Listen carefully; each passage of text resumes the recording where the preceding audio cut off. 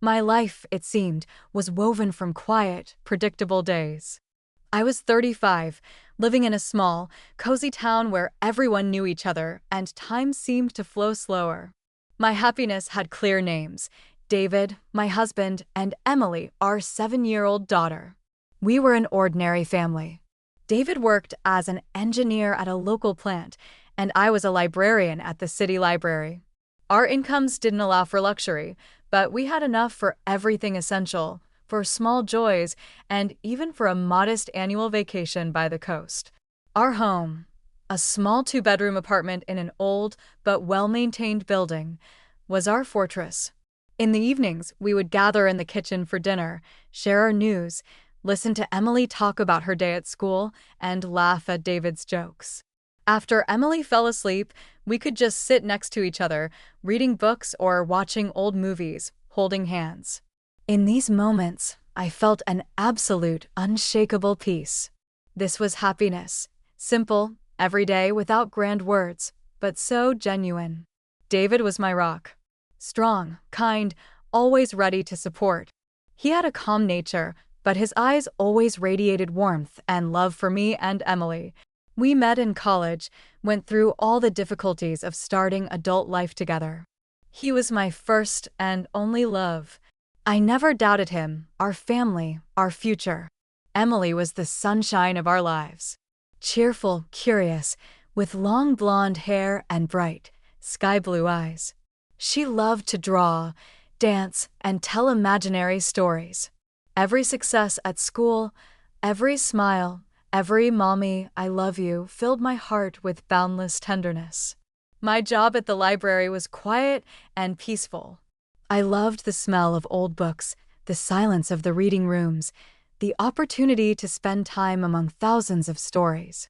It wasn't my dream job, but it provided stability and allowed me to spend evenings with my family. I didn't aspire to career heights or big money. What I had was enough for me: a loving husband, a healthy child, a cozy home. My life was like a calm river, peacefully carrying its waters, promising no turbulent rapids or waterfalls. And I liked it. I valued this stability, this peace.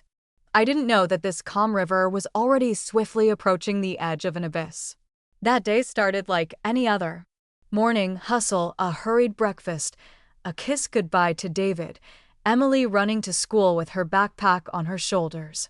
I was walking to work, thinking about what to make for dinner. Nothing foretold disaster. The call came around noon. It was a hoarse, anxious voice from the hospital. The words seemed unreal, like a foreign script that had nothing to do with me. An accident. David. Critical condition. I needed to come immediately. After that, everything was a blur. The drive to the hospital, the cold corridors, the doctors' faces, tired, sympathetic, but expressionless. Words, words, words.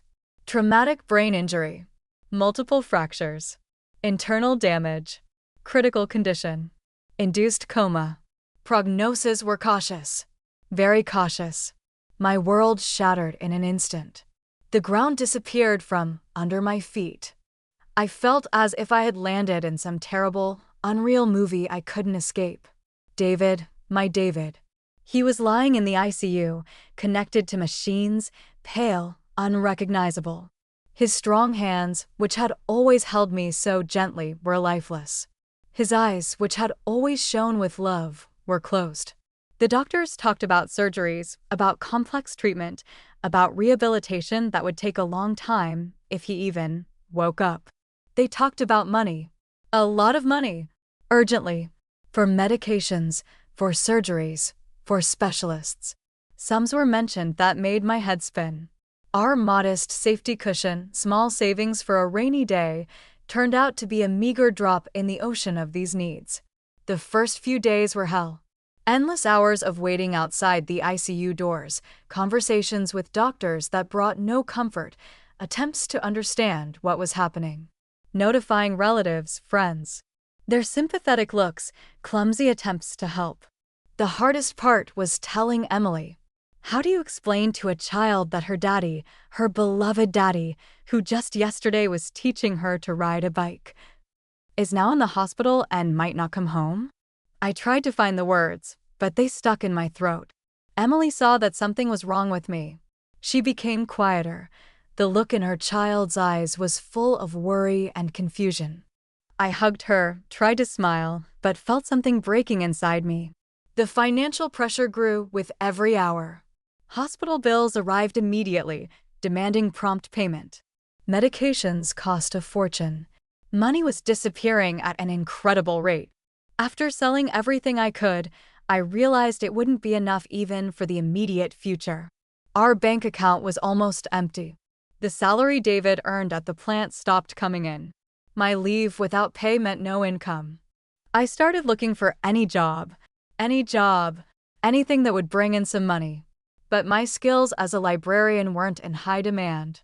Without experience in other fields, without the ability to work full-time, Emily needed attention, and hospital visits took time. There weren't many options. I took on everything. Cleaning apartments after my part-time job at the library, I managed to arrange part-time hours, but the salary was minimal. Putting up flyers at night. Helping out in the kitchen at a small cafe on weekends. The work was exhausting, low-paying, often humiliating. I felt my strength draining away. Emily saw that I was constantly tired, upset. She tried to be grown up, didn't fuss, helped around the house. But there was fear in her eyes. Fear for Daddy, fear for me, fear for their little shattered life.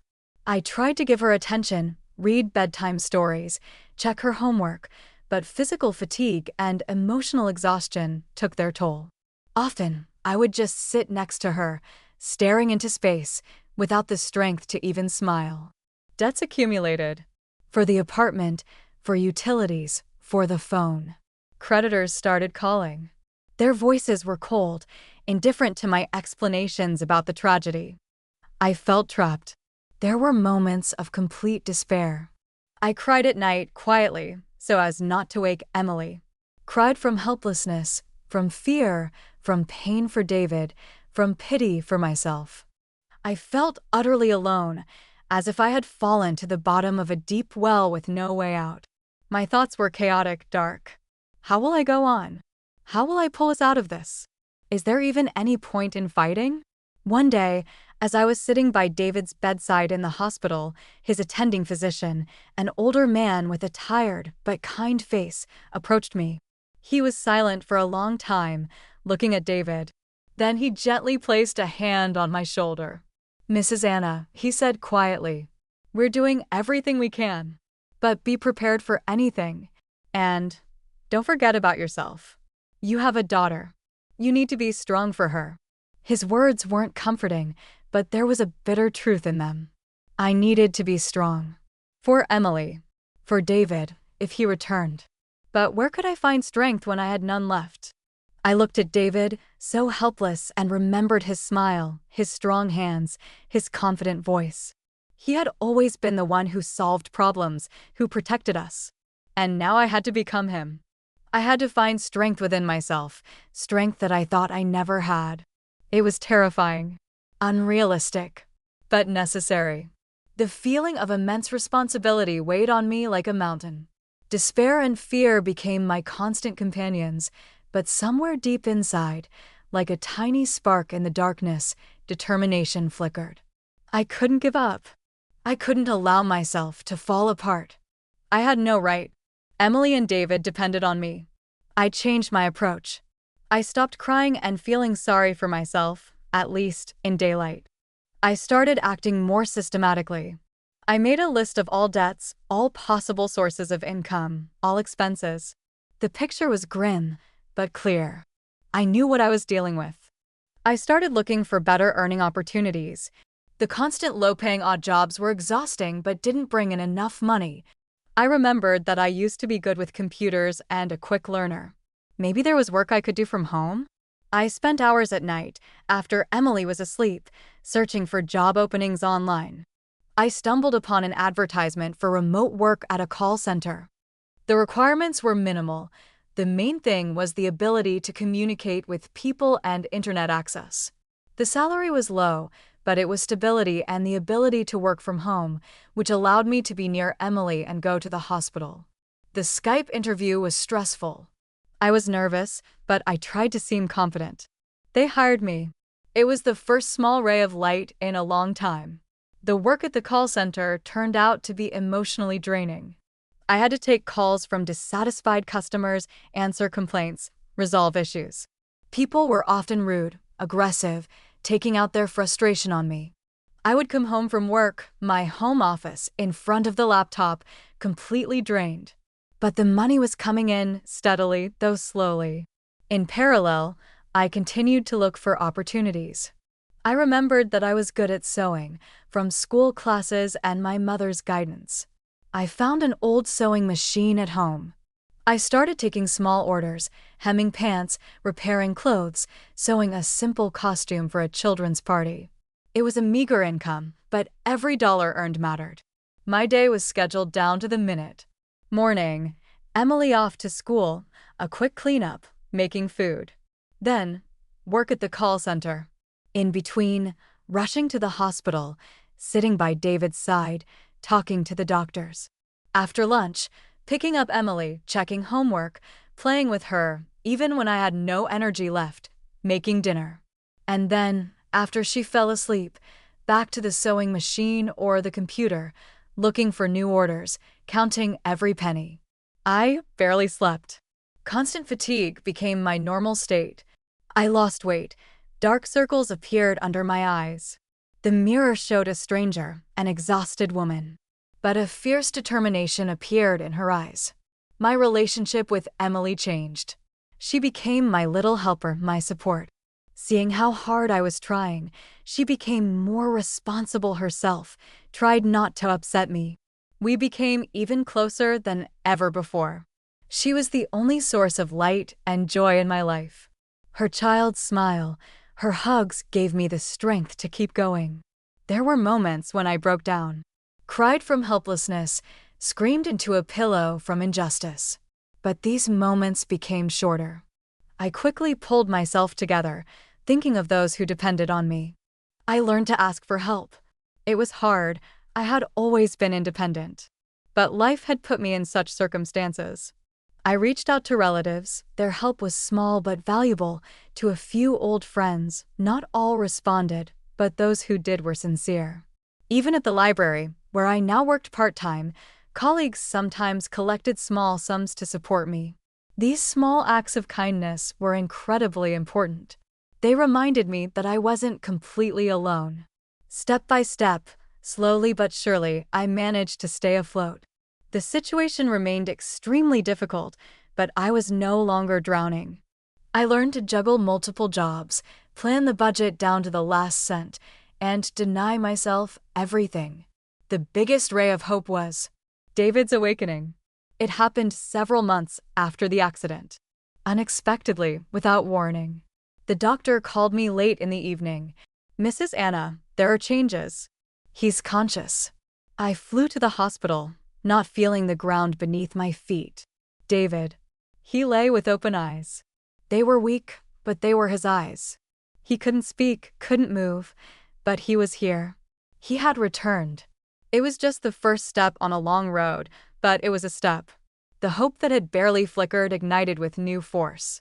Now I knew who I was fighting for. Not just for an abstract future, but for him, alive, looking at me. The doctors talked about rehabilitation. Long, exhausting, expensive. David needed specialists, equipment, constant care. But now there was a chance. I immersed myself in studying everything related to his condition. I read medical literature. My library research skills came in handy, talked to physical therapists, looked for clinics. I became an expert on issues I had had no idea about before. The financial issue remained acute. Rehabilitation cost a fortune. My earnings weren't enough. I felt I was approaching the limit again. One day, talking to one of the nurses at the hospital who knew our story, I received a piece of advice. She told me about a foundation that helps families facing difficult circumstances due to illness or injury. I had never contacted charitable organizations before, finding it somewhat uncomfortable. But I had no choice. I gathered all the necessary documents, wrote a letter telling our story. I sent it, not really expecting success. A few weeks later, I received a call. A representative of the foundation, a woman with a kind voice, said they had reviewed my application and were ready to help.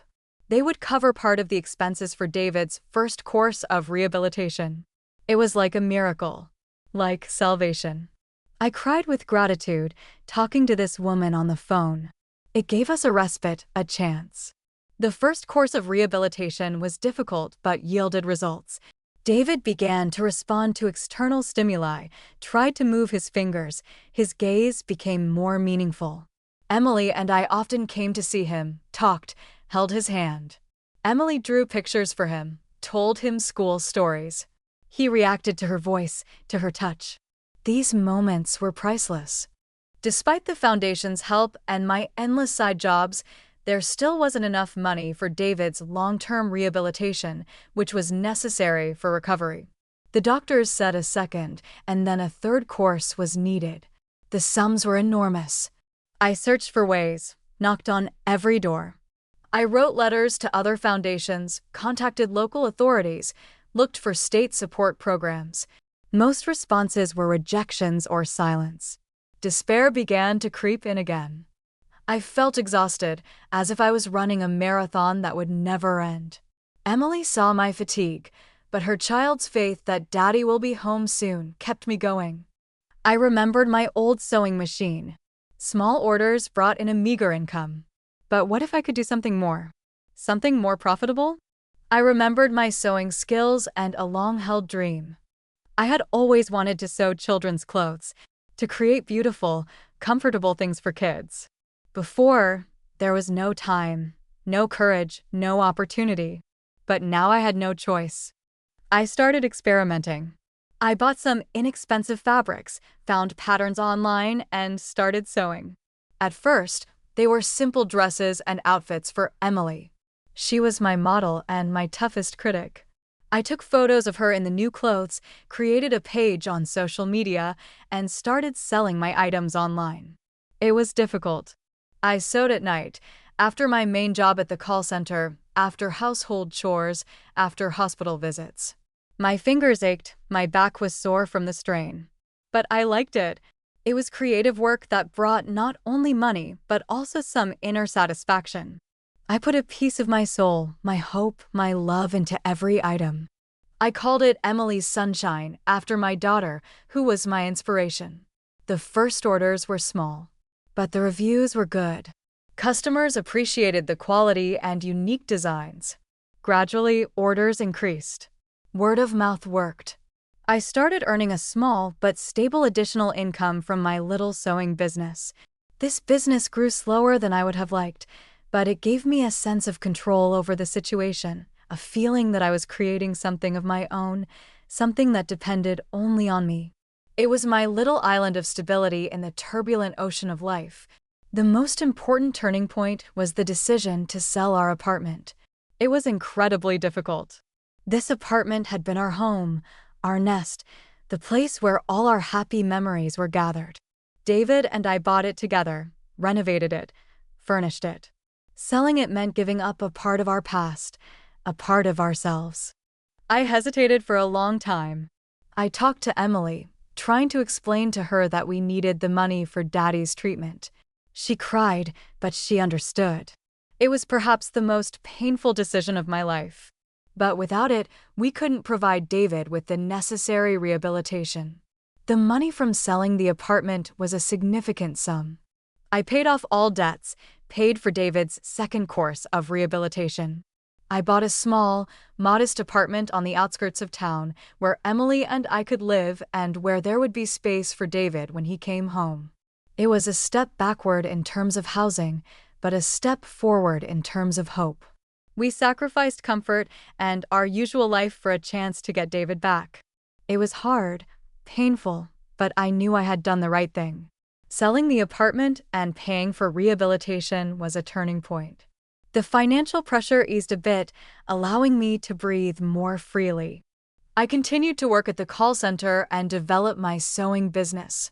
The income from sewing gradually increased, and I could already start giving up some of the exhausting side jobs. David's condition slowly but steadily improved. The second course of rehabilitation yielded good results. He started sitting up, eating on his own, speaking his first unclear words. Doctors were cautiously optimistic. There was still a long road ahead, but the progress was evident. Emily and I moved into the new apartment. It was smaller, more modest, located further from the center. But I tried to make it cozy. We chose wallpaper together, arranged the furniture, decorated the walls with Emily's drawings. It was our new beginning. Our new nest. We built it together, and it brought us even closer. My sewing business was gaining momentum. I expanded the range, started sewing not only children's clothes, but also accessories and toys. Orders were increasing, and I even started thinking about switching entirely to sewing, leaving the call center job. I no longer felt as exhausted. The fatigue, of course, hadn't disappeared, but a different energy appeared. The energy of creation, the energy of struggle, the energy of hope. I knew what I was doing all this for. David was transferred from the ICU to a regular room and then to a rehabilitation center. I spent a lot of time there, helping the nurses, doing exercises with him, just being there. I saw how hard he was trying, how he was fighting. His gaze, though still weak, was full of determination. We started planning his return home. Our new apartment was equipped for his needs, a special bed, handrails. It was difficult, but possible. A year and a half after the accident, David came home. He wasn't the same David he was before the accident. He needed constant care and assistance. He spoke slowly, his movements were limited. But he was home, with us. The first few weeks were challenging. Caring for him required a lot of strength and patience, but we were together. Emily was happy about his return, sat by him, talked about school, showed him her drawings. David listened to her, smiled his old, barely noticeable smile. I switched entirely to sewing. My business was already generating enough income to support us. I worked from home, which allowed me to care for David and spend time with Emily. Life was difficult, but it was our life again. Several more years passed. David's condition stabilized. He reached a certain level of recovery, but he won't be fully healthy again. He needs constant care and assistance. But he is with us. He communicates, smiles, responds. Emily is already a teenager, smart and sensitive. She is my main helper and pride. My sewing business is thriving. I have several regular customers, and there are enough orders. I was even able to put aside a small sum for Emily's future. We live modestly, but we have enough. I often remember those times, those terrible days and months when I felt I was at the bottom of an abyss. Fear, despair, exhaustion. It was all real. But something else turned out to be real as well. My inner strength, which I didn't know I had. Strength that appeared when I had no other choice. I realized that a person is capable of much more than they think. That each of us has hidden reserves that are revealed only in difficult circumstances. That the greatest strength is not in never falling, but in finding the strength to rise after every fall. I learned to appreciate the simplest things, the morning sun peeking through the window, Emily's laughter, David's warm gaze, the ability to simply be near those you love. Material things lost their meaning. The main thing is health and loved ones. Love. It was love for David and Emily that was the engine that drove me forward when it seemed there was no strength left. Love gave me a purpose, a meaning, an irresistible determination to fight to the end. I changed. From a quiet, predictable librarian, I turned into a strong, resilient woman who knows her worth and is not afraid of any challenges. I became more compassionate, more patient, more grateful for each new day. Life didn't become quiet or predictable again. It remains difficult, with many challenges and worries. But I am no longer afraid of it. I know I can handle it. I know I have the strength within me to get through any storm. My story is a story of pain, loss, fear, but also of incredible strength of spirit, of love that overcomes everything, and of a person's ability to rise from the ashes, becoming stronger and wiser. I survived the storm, and now I know I can withstand anything. I am Anna, and I am stronger than I ever could have imagined.